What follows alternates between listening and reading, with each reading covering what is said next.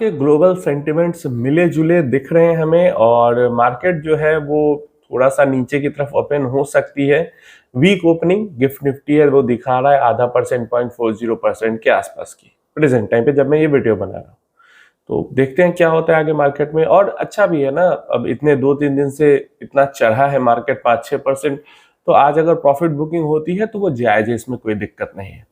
दूसरी बात, आपका पोर्टफोलियो कितना रिकवर हुआ। मेरा पोर्टफोलियो टॉप से लगभग 22% के आसपास गिरा था, जो मतलब फरवरी में भी गिरा या अप्रैल में भी गिरा, तो इससे ऊपर नहीं गया टॉप से जो गिरावट हुई थी।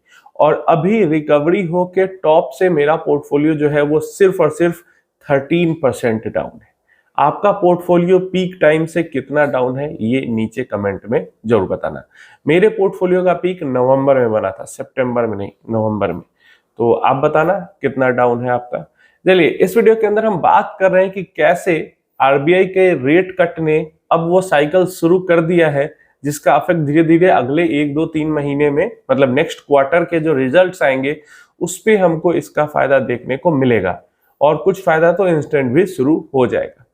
तो पहले आरबीआई ने जो 25 बेसिस का रेट कट किया तो वहां पे बैंक्स ने उस पे कुछ रिएक्ट नहीं किया।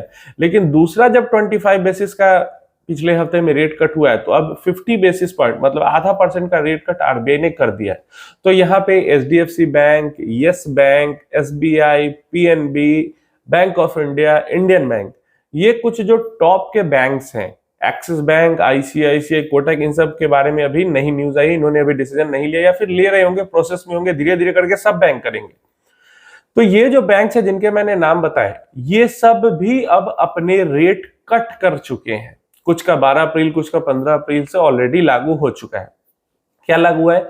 इन्होंने अब जो सेविंग्स अकाउंट पे इंटरेस्ट ये दे रहे थे उसको घटा दिया है।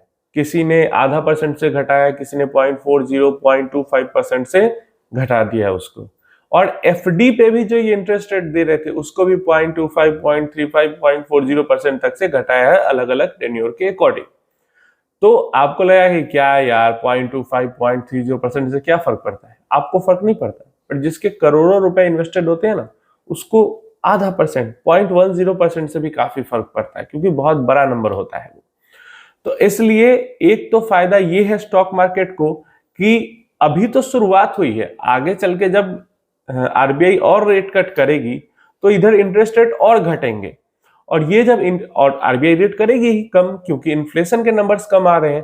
तो आगे चल के जब रेट कट और होगा तो सेविंग्स अकाउंट और एफडी पे इंटरेस्ट रेट और घटेगा। ये तो बस साइकिल शुरू हुआ है। और जब सेविंग्स अकाउंट में इंटरेस्ट नहीं मिलेगा अच्छा, एफडी में इंटरेस्ट अच्छा नहीं मिलेगा, तो पैसा कहाँ जाएगा? पैसा निकल के दूसरे एसेट क्लासेस में जाएगा। कुछ पैसा गोल्ड के अंदर चला जा सकता है, कुछ पैसा बॉन्ड मार्केट के अंदर चला जा सकता है, डेट मार्केट में चला जा सकता है, लेकिन कुछ उसका जो परसेंटेज है वो इक्विटी मार्केट के अंदर भी आएगा।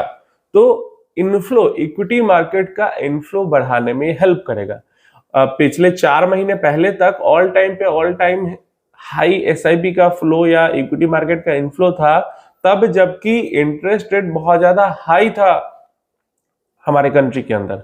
अब जब इंटरेस्ट रेट के गिरने का साइकिल शुरू हो गया है, तब तो और ज्यादा जो इनफ्लो है वो हाई होगा इक्विटी मार्केट के अंदर। ठीक है, बटेगा पैसा सारे एसेट क्लास में, लेकिन इक्विटी मार्केट के अंदर भी तो आएगा, और जो पहले से हाई है उसके पास और पैसा आएगा तो इनफ्लो और ज्यादा बढ़ेगा।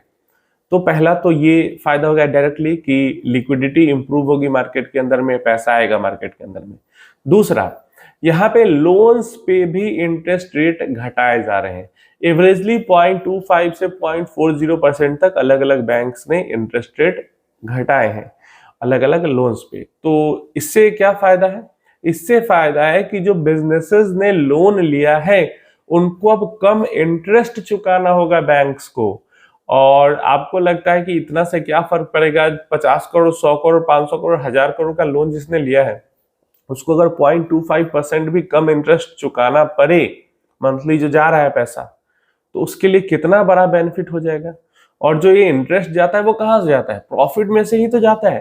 तो इंटरेस्ट अगर बचेगा तो प्रॉफिट में ऐड होगा, तो प्रॉफिट्स बढ़ेंगी और प्रॉफिट्स बढ़ेंगी तो अगेन किसका फायदा है? हमारे जैसे इन्वेस्टर का फायदा है। इंटरेस्ट रेट कट होने से ये दो तरीके का फायदा है जो कि हमारे जैसे इन्वेस्टर को यहाँ पे होगा। आप अपनी राय इसके बारे में कमेंट बॉक्स में जरूर बताना। पहला तो ये बताना आपका पोर्टफोलियो अब कितना डाउन है टॉप से, एंड आपको क्या लगता है ये साइकिल का फायदा कितना जल्दी मार्केट के अंदर आ सकता है। देखो आना है, अब 2 महीने में आए, 3 महीने में आए, 6 महीने में आए, लेकिन रेट कट साइकिल शुरू हो चुका है और जब रेट कट साइकिल चलेगा तो उसका डायरेक्टली फायदा इक्विटी मार्केट को मिलना ही मिलना है। और इसीलिए मैंने कहा था कि देखो अब जो करेक्शन हो रही है वो लास्ट फेज ऑफ करेक्शन है जितने दिनों तक चल सके, क्योंकि अलग अलग काफी सारे फैक्टर हैं जो अभी इकोनॉमी के सपोर्ट में काम कर रहे हैं हमारे।